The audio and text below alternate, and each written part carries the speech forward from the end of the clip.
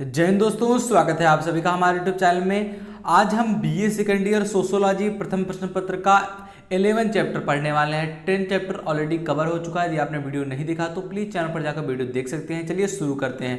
ये जो हमारा चैप्टर है 11 चैप्टर, इसका नाम है प्रचार। प्रचार यानी कि इंग्लिश में कहते हैं प्रोपेगेंडा।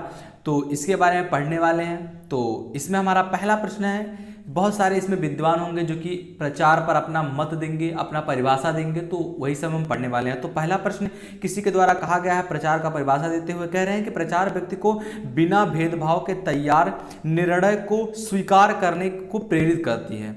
तो ये जो परिभाषा है प्रचार का, ये किसके द्वारा दिया गया है? तो करेक्ट आंसर आपका ऑप्शन सी हो जाएगा। हार्टर्न योम हंट का ऐसा परिभाषा है कि जो प्रचार है व्यक्ति को बिना भेदभाव के तैयार निर्णय को स्वीकार करने को प्रेरित करता है। एक निर्णय आपके लिए रख दिया गया हो और प्रचार क्या कर देता है, वो आपको लेने के लिए उसे प्रेरित करता है। एडवर्टीजमेंट कह लीजिए आप। प्रचार, आप टीवी पे हमेशा ऐड देखते होंगे, मोबाइल में ऐड देखते होंगे, तो ऐड इज एवरीवेयर।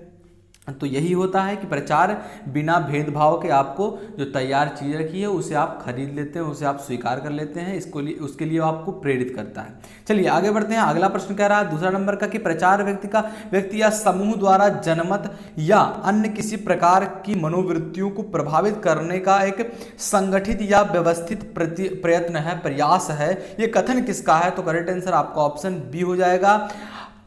जो आपका ऑप्शन बी है, आकोलकर ऐसा परिभाषा देते हुए प्रचार का कहते हैं कि जो व्यक्ति है, प्रचार व्यक्ति या समूह द्वारा जनमत या अन्य किसी प्रकार की मनोवृत्ति है जो हमें इम्पैक्ट डालती है, हम पर प्रभाव डालती है और हमें किसी भी चीज़ को संगठित या व्यवस्थित करने के लिए हमें प्रयत्न करती है, हम पर जोर डालती है। तो करेक्ट आंसर आपका ऑप्शन बी हो जाएगा, आकोलकर। तीसरा प्रश्न क्या कर रहा है कि प्रचार की विशेषता है, प्रचार की क्या विशेषता होती है? तो करेक्ट आंसर आपका ऑप्शन डी हो जाएगा। उपयुक्त सभी यानी कि मनोवैज्ञानिक विधि योजनाबद्ध तरीके से किया जाता है ये और सुझाव दिया जाता है, ये सारे प्रचार की विशेषताएं हैं। इसमें मनोवैज्ञानिक विधि का भी प्रयोग किया जाता है, योजना करके कहाँ कहाँ ऐड लगाएं, कैसे लगाएं, और सुझाव दिया जाता है इसमें, तभी आप चीज़ों को परचेज करते हैं। तो करेक्ट आंसर आपका ऑप्शन डी हो जाएगा। अगला प्रश्न कह रहा है कि किसने प्रचार के मनोवैज्ञानिक आधारों का उल्लेख किया है? किसने किया है? तो किम्बाल यंग जो हैं, तो इन्होंने किया है। तो करेक्ट आंसर आपका ऑप्शन ए हो जाएगा। अगला प्रश्न, किम्बाल यंग ने प्रचार के मनोवैज्ञानिक आधारों का उल्लेख किया है, किसके रूप में किया है? तो सभी में, प्रेरणा में, प्रतीकात्मक सामग्री में, सुझाव में। तो करेक्ट आंसर आपका ऑप्शन डी हो जाएगा। अगला प्रश्न कह रहा है कि सुझाव प्रचार की सफलता की वास्तविक आधार है। उपरोक्त जो सिद्धांत है निम्न में से किसका है? जो ये सिद्धांत दिया गया है कि सुझाव प्रचार की सफलता का वास्तविक आधार है, वास्तविक बेस है, रियल बेस है, परिभाषा देने वाले कौन है? तो करेक्ट आंसर आपका ऑप्शन सी हो जाएगा, किम्बाल यंग। किम्बाल यंग ने ऐसा परिभाषा दिया था, ऐसा सिद्धांत दिया था। तो करेक्ट आंसर आपका ऑप्शन सी हो जाएगा।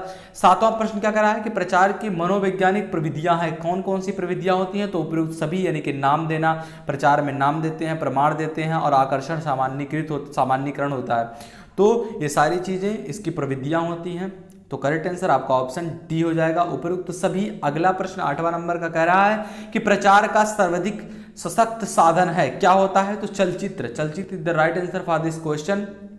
चलचित्र मतलब क्या? टीवी कह लीजिए, जिसमें चित्र चलता हो, मोबाइल कह लीजिए। तो ये सारी सर्वाधिक साधन हैं इसके।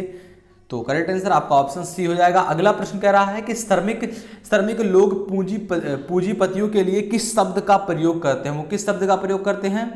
वो शोषणकर्ता शब्द का प्रयोग करते हैं। तो करेक्ट आंसर आपका ऑप्शन डी हो जाएगा। अगला प्रश्न किसी के द्वारा प्रचार की परिभाषा देते हुए कह रहे हैं कि प्रचार अपने आप जन्म नहीं लेता है, वरन यह एक विवश उत्पत्ति है।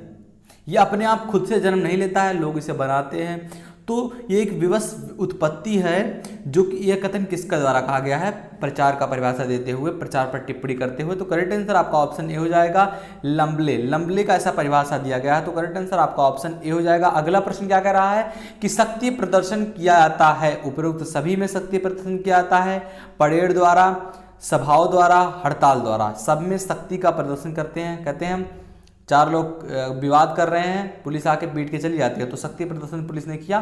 तो करेक्ट आंसर आपका ऑप्शन डी हो जाएगा, उपयुक्त सभी में। इन सारी चीजों में शक्ति प्रदर्शन होता है। अगला प्रश्न कह रहा है कि पाठ्य पुस्तकों के माध्यम से सरकार प्रचार प्रसार करती है, किसका? उपयुक्त सभी का, अपने नीतियों का करती है कि हमें ही वोट दो, या फिर आप किसी कंपनी को ले लीजिए, किसी प्रोडक्ट को बनाता है, फिर वो प्रचार के लिए आता है, चलचित्र के द्वारा हम वो प्रचार को देखते हैं और हम कोई चीज़ अगर दुकान पर वही चीज़ देख लेते हैं तो हमें वो खरीदने का मन करता है, क्योंकि हम वो चीज़ पहले देख चुके हैं। तो ये तरीका होता है। दूसरा संस्कृति में, तीसरा नैतिकता को बढ़ाने के लिए। तो करेक्ट आंसर आपका ऑप्शन डी हो जाएगा। अगला प्रश्न क्या कह रहा है कि प्रचार समूह संचार द्वारा मनोवृत्तियों को प्रभावित करने का क्रमबद्ध अध्ययन है। यह कथन किसका है? तो करेक्ट आंसर आपका ऑप्शन ए हो जाएगा। ऑप्शन ए क्या है? न्यूकाम्ब का यह कथन है कि प्रचार समूह संचार द्वारा मनोवृत्तियों को प्रभावित करने का क्रमबद्ध अध्ययन है। तो करेक्ट आंसर आपका ऑप्शन ए हो जाएगा। अगला प्रश्न क्या कह रहा है कि प्रचार के उन प्रवृत्तियों में उच्च प्राथमिकता प्राप्त करती है जो मनुष्यों पर नियंत्रण करती है। तो करेक्ट आंसर क्या हो जाएगा आपका ऑप्शन सी। प्रचार का परिभाषा देने वाला ऐसा कौन है? क्रेच योम क्रेचफील्ड का ऐसा परिभाषा दिया गया। तो करेक्ट आंसर आपका ऑप्शन सी हो जाएगा। आगे बढ़ते हैं। निम्नलिखित में से किसने लिखा कि प्रचार एक अच्छा शब्द है जिसका अर्थ बुरा समझा जाने लगा है? जो ये परिभाषा है किसके द्वारा कहा गया? तो जिरोल्ड जो है इनके द्वारा यह परिभाषा दिया गया है। तो करेक्ट आंसर आपका ऑप्शन सी हो जाएगा। आगे बढ़ते हैं। हमारा अगला प्रश्न है, कह रहे हैं कि जनसंचार द्वारा मनोवृत्तियों को प्रभावित करने का व्यवस्थित प्रयत्न है। जो ये परिभाषा है किसके द्वारा कहा गया है? तो ऑप्शन डी। उपयुक्त ये जो प्रयत्न है ये क्या है? तो उपयुक्त में से कोई नहीं, ना ही ये जनमत है, ना प्रचार है, ना शिक्षा है। जो कह रहा है प्रश्न आपका कि जनसंचार द्वारा मनोवृत्तियों को प्रभावित करने की जो व्यवस्थित प्रयत्न है ये ना तो जनमत है, ना प्रचार है, ना शिक्षा है, ये प्रचार। तो करेक्ट आंसर आपका ऑप्शन डी हो जाएगा। उपयुक्त में से कोई नहीं। आगे बढ़ते हैं। हमारा अगला प्रश्न है, ये बड़ा ही छोटा आपका चैप्टर है लेकिन इंपॉर्टेंट चैप्टर है, इससे प्रश्न उठाए जाते हैं। 17 नंबर का प्रश्न कह रहा है कि प्रचार एक अच्छा शब्द है, वो बुरा बन गया है। कथन किसका है? तो मैंने आपको बताया कैथरीन जो जिराउल्ड है इनके द्वारा एक कथन कहा गया है कि प्रचार पहले एक अच्छा शब्द हुआ करता था लेकिन लोगों ने इसका दुरुपयोग करके इसे बुरा बना दिया है। तो ये कथन किसके द्वारा कहा गया है? कैथरीन जिराउल्ड द्वारा। तो कथन ऑप्शन सी आपका करेक्ट हो जाएगा। 18 और लास्ट नंबर का प्रश्न क्या कह रहा है कि प्रचार के साधन है। कौन कौन से साधन होते हैं? तो बहुत सारे साधन होते हैं।